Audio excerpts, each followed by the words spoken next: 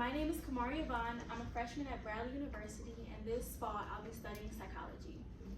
Hi everyone, I'm Shavette Leonard. I'm a freshman at Blinn College and I'll be studying nursing this fall. Hello again, I'm Joshua Clay. I'm an upcoming senior at HF and I want to be an anesthesiologist. And we are Kare Unity. So, imagine this. You go to the nursing home to visit your grandmother. You're expecting her to be in great condition. But as you arrive, she's lying in bed, confused, in pain, and covered in her own bodily fluids. She missed her medication, not because no one noticed, but because no one had enough time. This isn't just one bad day or one bad facility.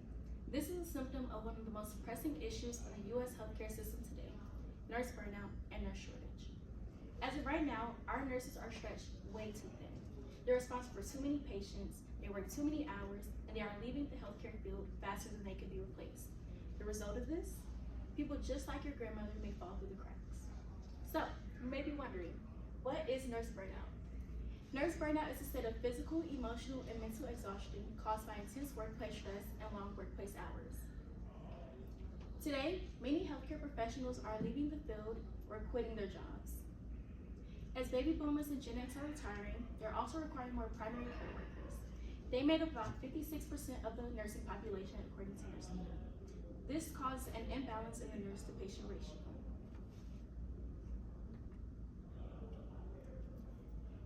As of today, about 60% of our nurses have reported experiencing burnout on their shifts, which affects everyone on the shift, according to the American Nurses Foundation. And recently, my team and I interviewed a nurse at Christ Advocate Hospital on his experience post-COVID. Now, although Nick Holmes hasn't experienced burnout himself, he stated that keeping his off days just as off days helps him avoid burnout, meaning as that he doesn't take in any extra shifts so he won't be drained or tired. He also brought to us that once one worker experiences burnout, the whole floor does also. So it is important to maintain a healthy work-life balance. Now back to 2020. Alright, I know y'all remember back in 2020, who here had a family member or had COVID themselves? Seems like a lot of us. I know I had a family member who had COVID, and I know my family member had to get sent to the hospital. Imagine how the nurses felt. With not so adequate equipment, and we're getting patient upon patient. They were feeling stressed, they were feeling burnt out. So we need solutions for this.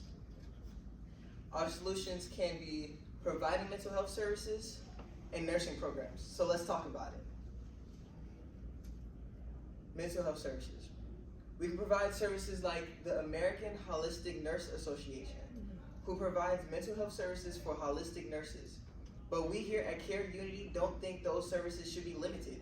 We think all nurses should have those services. So we want to provide those type of services to all types of nurses. Nursing programs.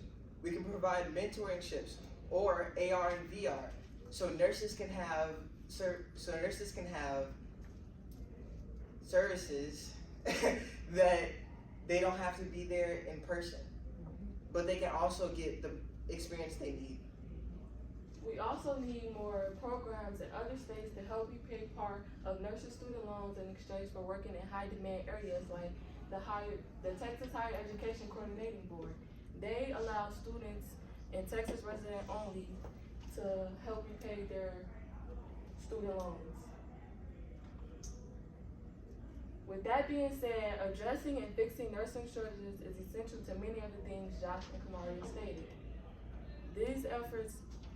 These challenges require a complex approach involving policy reforms.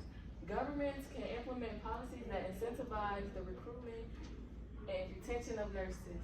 Also, improve workplace conditions.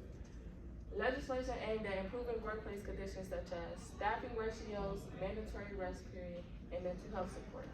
These efforts are crucial to many other things.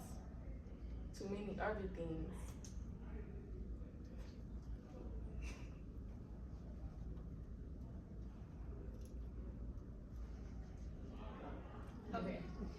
They're crucial to many things Josh and I stated beforehand. And that's why we today ask for your help to help fund more mental health services and programs for our nurses. This issue may seem complex, but the solution starts with attention and compassion. Thank you.